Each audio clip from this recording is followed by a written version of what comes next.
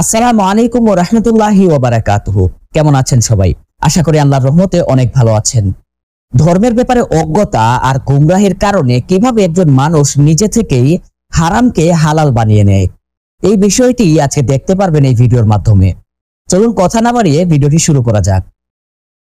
আপনি আপনি বলেন কোন জায়গায় কোন কিতাবে বলছে আপনার গাঁজা খাওয়া হারাম? আপনি আমার দেখাইতে পারবেন কিতাব? দেখাইতে পারলে আমি গাঁজা খাওয়া ছেড়ে দেবো। হালাল টাকা দেয়, কারণ আল্লাহ রাসূল পাক সাল্লাল্লাহু আলাইহি ওয়াসাল্লাম বলে আছে হালাল টাকা দিয়া যা কিনা খাবে, যা কিছু কিনবে। রাসূল সাল্লাল্লাহু আলাইহি ওয়াসাল্লাম ঠিক কথা বলতে পারতেছে না। তো গাঁজা খাওয়া হারাম, এটা আপনি জানেন? হারাম কোথায় লেখা আছে আপনি আমাকে দেখাইতে পারবেন? আমি দেখাইতে পারবো। দেখাইতে পারলে আমি গাঁজা খাওয়া ছেড়ে দেবো। গাঁজা খাওয়া যদি হারাম হয় দেখাইতে পারেন, তাহলে আমি গাঁজা খাওয়া ছেড়ে দেবো। ওই একটা গান আছে না, কিয়ামত মানে ছোট কিয়ামতের আছে 10টি আলামত।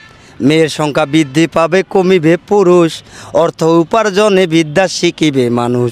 30 জন মিথ্যা নবী পাইবে প্রকাশ, লজ্জা শরম ঘরে ঘরে পেয়ে যাবে হ্রাস।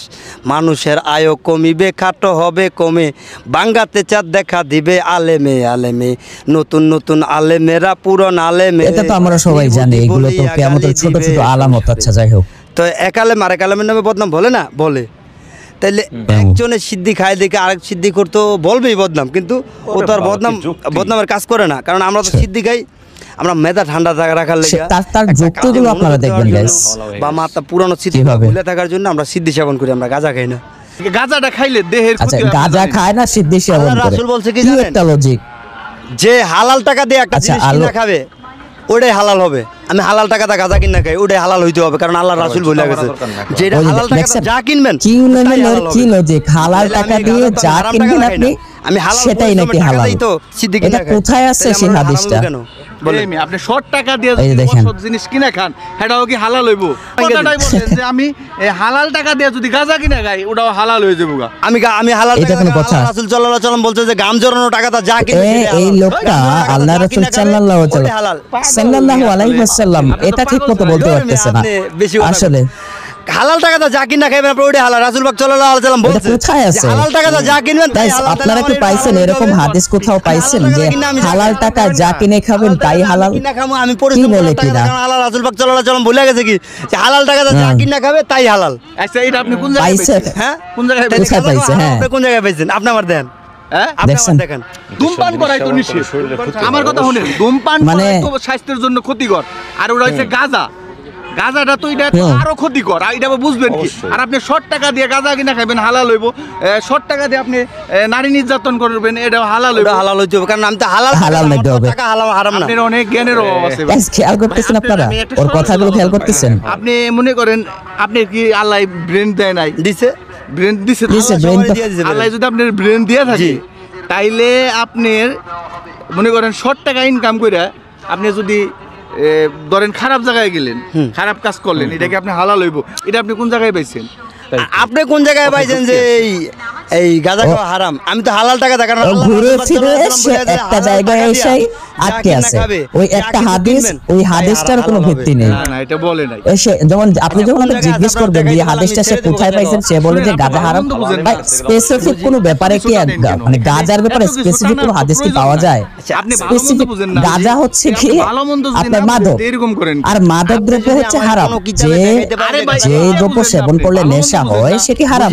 এটি নবী সাল্লাল্লাহু আলাইহি ওয়াসাল্লাম মাজার একটা হাদিস আমি পড়েছিলাম যে যেই দ্রব্য আপনার অতিরিক্ত সেবন করলে নেশা হয়, সেই দ্রব্য কম সেবন করলেও নেশা হবে, কম সেবন করলে সেটি হারাম হবে, তাই না? নিষেধ করে এগুলো। আচ্ছা ওই ভাই মনে হয় ভালো টাকা ওই ভাই মনে হয় হাদিসটি সম্পর্কে জানতেন না, যদি বলতে পারতেন তাহলে কিন্তু সে বিস্কিনা কেন খায় উত্তর দিতে পারতো না। আচ্ছা হালাল টাকা দেয় বিস্কিনা কেন খায় মানুষ? আচ্ছা বিষে কি কারো ক্ষমা করে? আমার কথা বলেন, एग्जांपल চিরদিনের গুমরাহির পথে এই লোকটি বোতল ধরে যদি ও খায়, বিষে কি জানবো বাচ্চা না বুড়া? প্রিয় দর্শক, কি লজিক দেশে ওনার সাথে আমি একটু কথা বললাম, মানে কি লজিক দেশে শিল্পী মানুষ, মানে 10 বছর ধরে গাঁজা সাধন করে। উনি বলতাছে যে গাঁজা না খাইলে মানে গানের সুর উঠে না। তো গাঁজা খাওয়া যে হারাম, উনি বলতাছে হালাল। উনি বলতাছে আসলে এই ভাইয়ের মনে করেন অনেক জ্ঞানের অভাব। আপনি এক কাজ করবেন, আপনি শুনেন, আপনি এক কাজ করবেন, আপনি কোন জায়গায় থাকেন? আমি থাকি ঢাকা নারায়ণগঞ্জ। নারায়ণগঞ্জ থাকেন না? আপনি আশেপাশে যে ঢাকা নারায়ণগঞ্জ মসজিদের ইমাম সাহেব আছে, আপনি তার কাছে গিয়ে একটু জ্ঞান। ইমাম সাহেবই তো জানে না এখন, ইমাম সাহেব নাকি জানে না? যেটা জানে হ্যাঁ কিন্তু এটা করে না। দেখেন অনেক মানুষ কিন্তু নামাজ জানে, মসজিদে কয়জন যায়? এত পেশাল পারেন কি আপনি? আপনি দেন মসজিদে কয়জন যায়? এত পেশাল পারেন, তাহলে আপনি ইমাম সাহেবের কথা কইলেন, ইমাম সাহেব নিজে তো জানে না।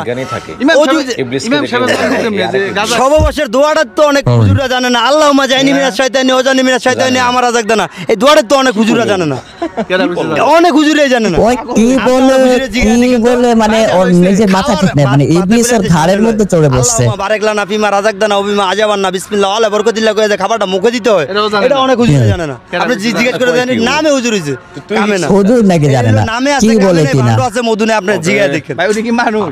যা জিজ্ঞাসা দেখেন আপনি, ওটা কি মানুষ? যা জিজ্ঞাসা মানে ওর মুখে যা আসতেছে সে তাই বলতেছে। গাঁজা খাইছেন কত? আধা ঘন্টা আগে, আধা ঘন্টা আগে সে গাঁজা খাইছে, আধা ঘন্টা আগে গাঁজা খাইছেন, এর থেকে আপনি এর জন্য এইভাবে কথা বলতে পারতেছে। আচ্ছা ভাই, এখন আপনি গাঁজা খাওয়া বাদ দেন ভাই। গাঁজা দুনিয়াতে সমস্ত কিছু আমার কাছ থেকে চলে যাবে, গাঁজা আমার কাছে থাকবে। এই হচ্ছে বিষয়। মানে আসলে ওনার সাথে একে কোনোভাবেই কিছু কিছু মনে করেন মাজার পূজারি আছে, তারা গাঁজারে মনে করেন সিদ্ধি বানাই নিছে, মানে তাদের কথা হয়েছে কি জানেন, এই গাঁজা খায় আল্লাহর ধ্যানও করে। আপনি হয়েছেন ওই রকম একজন মানুষ, ঠিক আছে? আসলে প্রিয় দর্শক, ভিডিওটা বেশি বেশি শেয়ার করবেন। এই পর্যন্তই শেষ। আসসালামু আলাইকুম। তো আপনারা দেখলেন আসলে কতটা গুমরাহের মুখে ওই ভাইটি। আসলে ওনাকে আমি বলবো না, ওনার যথেষ্ট জ্ঞানের অভাব, ইসলাম সম্পর্কে জানার মধ্যে ওনার কমতি রয়েছে। কিছু হাদিস আসলে যেই ভাই ওনার সাক্ষাৎকার বা যেভাবে ওনার সাথে কথা বলতেছে, ওই ভাইও যদি কিছু হাদিস ওনার সামনে যদি উপস্থাপন করতে পারতেন তাহলে হয়তো কথাটা পারতো। আর সে তো ঘুরে ফিরে একটা জায়গায় আসতেছে যে গাঁজা কোথায় হারাম, কোন জায়গায় গাঁজা হারাম কোথায় লেখা আছে সেটি আমাকে দেখাও। কিন্তু আসলে আমি কি বলবো, এখানে বলার কিছু নেই। রাসূলুল্লাহ সাল্লাল্লাহু আলাইহি ওয়াসাল্লাম মাদক দ্রব্যকে হারাম বলেছেন। আমি একটু আগে যে হাদিসটির কথা বললাম ইবনে মাজাতে, আমি হাদিস নাম্বারটি বলতে পারতেছি না, আমার মাথায় নেই। তো সেখানে উনি বলেছেন যে যেই দ্রব্য অতিরিক্ত সেবন করলে নেশার সৃষ্টি হয়, সেই দ্রব্য অল্প সেবনকেও তিনি হারাম বলেছেন। এছাড়াও অনেক কোরআনের অনেক আয়াত রয়েছে এই মাদক দ্রব্য সম্পর্কে, মদের সম্পর্কে। তো এই বিষয়গুলো আসলে ওনাকে জানানো প্রয়োজন। তো আপনাদের কাছে কি মনে হয় আর আমাকে কমেন্ট করে জানাবেন। আর নতুন কিছু জানতে চাইলে অবশ্যই কমেন্ট করে জানাবেন। আর আরেকটা বিষয় হচ্ছে, এটি কোনো স্ক্রিপ্টেড ভিডিও না, এর জন্য আমার কথা বলাতে একটু ভুল ভ্রান্তি হতে পারে, তাই সবাই ক্ষমা সুন্দর দৃষ্টিতে দেখবেন। দেখা হবে অন্য কোনো ভিডিওতে। আসসালামু আলাইকুম ওয়া রাহমাতুল্লাহি ওয়া বারাকাতুহু।